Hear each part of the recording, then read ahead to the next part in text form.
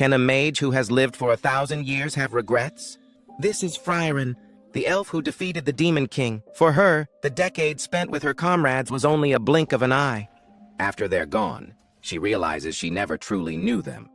Now she begins a new journey, not for battle, but to find the meaning of human friendship and memory. FRIEREN, Beyond Journey's End, an adventure that will change your view of time. Hello, friends. Today we're summarizing the first episode of the second season of this magnificent anime.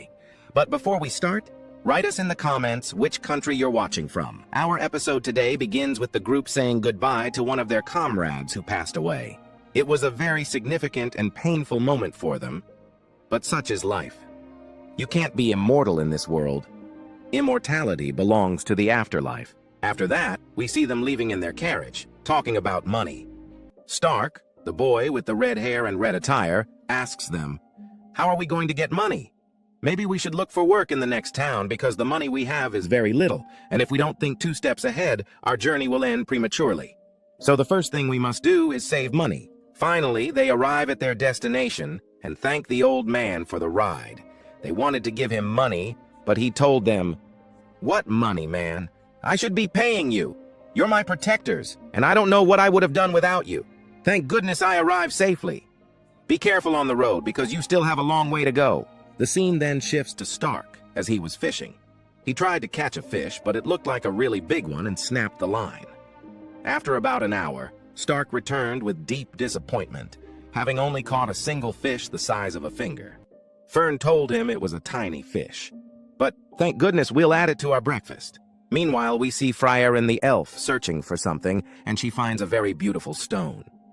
Stark comes up to her and says, "What a beautiful stone. This thing seals magic power. If you try to light a fire, Fern, you won't be able to." Indeed, she couldn't do anything or light the fire. A crystal of this purity has an effective range of about 3 meters. Stark tries to move more than 3 meters away, and immediately, his magic power reactivates. That stone is extremely rare. You could buy a mansion with a crystal that big. But the big problem now is that it prevents us from using magic. That means we absolutely cannot carry it with us. We must get rid of it. Imagine if a huge monster or some beasts attacked us while we had no magical power. What would they do to us? They'd turn us all into mincemeat. You must get rid of that crystal immediately. And sure enough, FRIEREN the elf listens to her and blows up the stone. We see them walking, having gotten very close to the town. It's behind a vast forest and a volcanic area. The situation is dangerous, yes, because of the volcano, but it hasn't erupted for centuries. Suddenly, as they are walking, the ground collapses beneath them in a massive cave-in. They quickly activate their magic and fly into the air, but it's only moments later that they all fall to the bottom. There, they find the place lit up by many crystals. Perhaps they are magic sealing crystals.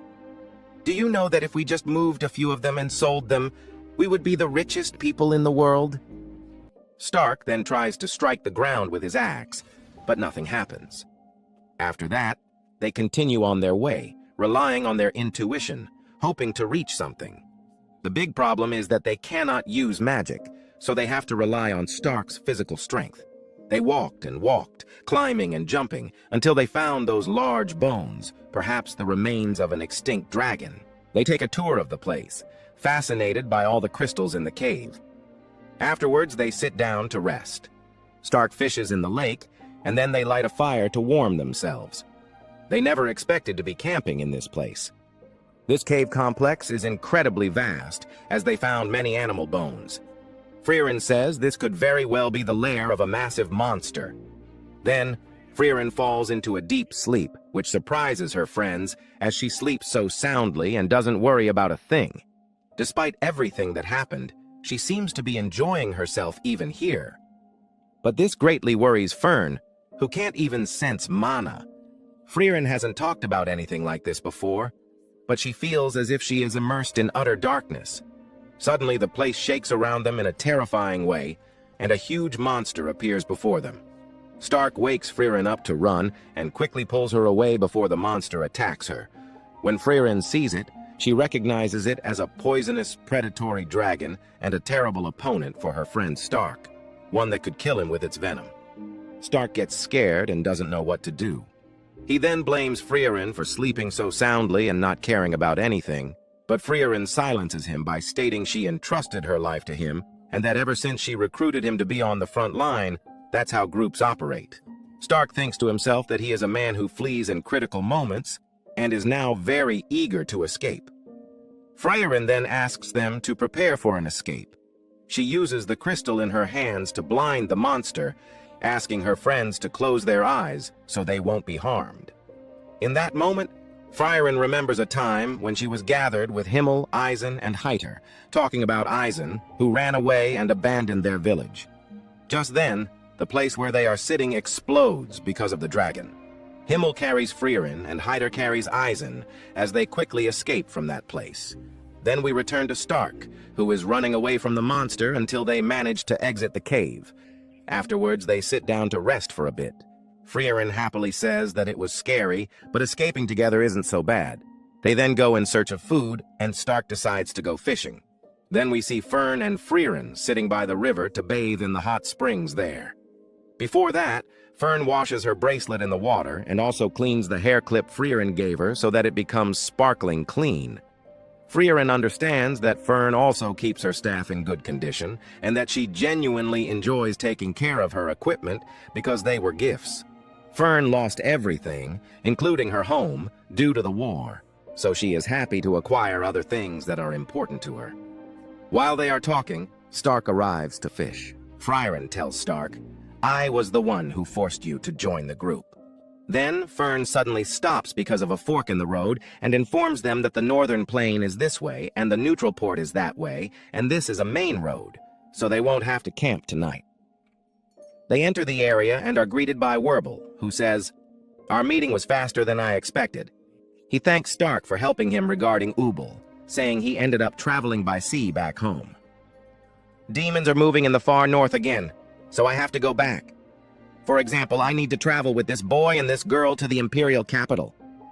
Then the girl mocks him for being very afraid and disliking seasickness. Werbel tells her he isn't old, he was still in his 20s until recently. He then asks Stark, "Have you thought about my offer? The situation in the far north has gotten worse. There's a severe shortage of frontline fighters. I can't force you, but I'd like to support you for 2 or 3 years until the situation stabilizes. I don't give up easily. I will do anything to protect the far north." Stark replies, "As I told you before, I am the frontline fighter for this group." Werbel then takes Stark aside to his own table. FRIEREN observes that Stark seems very happy, perhaps finding their group a little restrictive. At night, Fern enters to see him, and Stark tells her, "I refused Werbel's offer. What I want is my own desire. When I first met you two, I was at my lowest. I was ready to abandon the village and run away. FRIEREN told me she forced me to join the group, but that's not what happened. You were the one who encouraged me that night. I wanted to travel with you, and I joined your party. But FRIEREN isn't the only one who dragged me this far, and I'm not going anywhere. So be nicer to me." We see FRIEREN looking very happy. The next morning, Werbel sadly says, "I couldn't convince you in the end. Are you traveling by boat?" Stark informs him that sea travel is expensive. His master's group traveled along the northern coast. Fern then adds, "We always accept strange jobs, get involved in troubles, and take winding paths." Werbel tells them, "It sounds like your own special adventure is just starting. No matter what, you'll reach the far north eventually." He promises them a future meeting, and they all go their separate ways. Thus ends today's episode of this anime. Wait for us in the upcoming episodes. If you liked the video, don't forget to subscribe to the channel and activate the bell to receive all our latest content.